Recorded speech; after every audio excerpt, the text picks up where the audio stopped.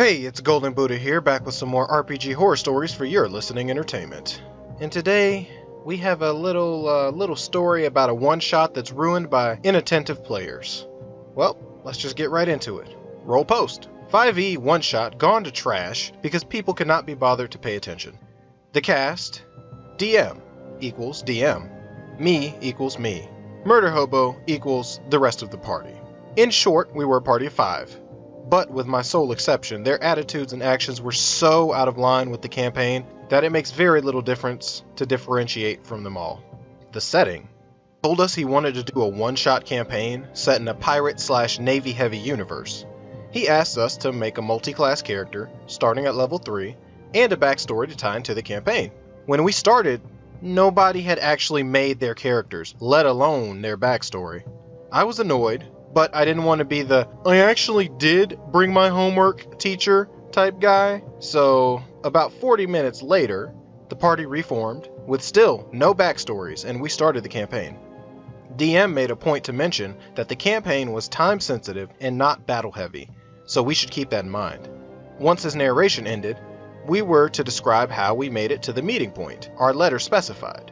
I described how I hopped off a merchant wagon and waved at the merchant as he rode on. I looked around and made my way to the landmark depicted on the letter. Murder Hobos replied with variations of "Me too." Once there, we were told to meet the Commodore at the Navy's HQ. The entrance was guarded by 2 armed guards. Murder Hobo wanted to run a perception check to see if the guards were armed. I objected to it since there's no reason for that action. Murder Hobo insisted because, "What if they attack us?"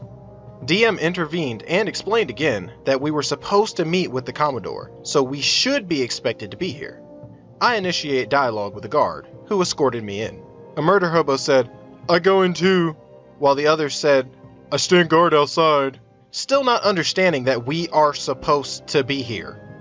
More narration and dialogue between me and the NPCs, as the Murder Hobo that tagged along was not following the conversation and contributed nothing to it.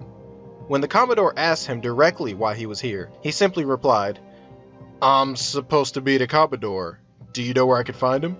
DM ignored that and moved on. We were given horses and told that we needed to return them, or we would need to reimburse them for the horses. On our way to the next point of interest outside of town, we ran into a wagon with a broken axle and a merchant working on it. DM: "What do you do?" I stayed quiet for a very painful minute. DM: "Guys, what do you do?" Murder Hobos have no clue, so DM fills them in. One of them wants to kill the merchant, while the other wants to question him about the ownership of the wagon. I don't know either. I tried to converse with the trader, when out of nowhere, one Murder Hobo says, "We should just kill him and take the wagon instead of walking." DM had the NPCs flee. Murder Hobos attempted to kill them, but failed. So now, one of the Murder Hobos wants to get on the wagon and ride it away. I object, telling him that it has a broken axle. He says that because he is from the sea, he didn't know how it was supposed to work, or how it was broken, or what a horse was since he had never seen one before. But it was okay, because he had a mending skill. I objected again. Me: "Whoa, wait, hang on. If you have no idea what a wagon is, how can you hope to fix it?" DM: "Roll me an intelligence check." Murder Hobo fails miserably. "Well, okay, I guess we just need to keep on walking." Me: "Why? We are on horseback." Murder Hobo: "Oh, I didn't know that. Well, okay, so I get back on my horse and..." Me: "Now, hold on. If you're from the sea and had no idea what a wagon was, nor what a horse looked like, how are you able to ride one?" DM: "Intelligence check." Murder Hobo succeeds. DM: "Okay, now agility check." Murder Hobo: "Crit fails." DM: "So as you try to get back on this land creature you've never laid eyes on, you see your party members and you observe their posture. You attempt to do so, but slip as you attempt to climb this beast, which causes it to recoil and kick. It is now running away. Since you were not ready for it, roll me a D10 saving throw." Murder Hobo fails. He took like 4 damage because of the kick. He paired up with someone and had to do the whole circus again. This time, he was able to climb on. We pressed on and found a ferryman who we needed to get to our point of interest. I stated, questioning him regarding odd happenings or rumors circulating around. Ferryman did not want to share much. Murderhobo attempted a sleight of hand check, detect thoughts, which failed. Ferryman noticed and told him to stop with his incantations. Murderhobo ignored him and we learned nothing. This caused the ferryman to flee. We are now stranded without a way to get to our next point of interest. And what do? Thunderwave. At this point, I decided I had enough and called for a suspension of the campaign. I asked them why they were attacking the ferryman. Murderhobo, because he had a ferry. Murderhobo, wait, we needed to get to an island? Murderhobo, I thought we were still messing with the wagon. I made up a likely excuse and left. I told the DM I would not be returning to that campaign. If you are not interested to play, just say so for fuck's sake. End post.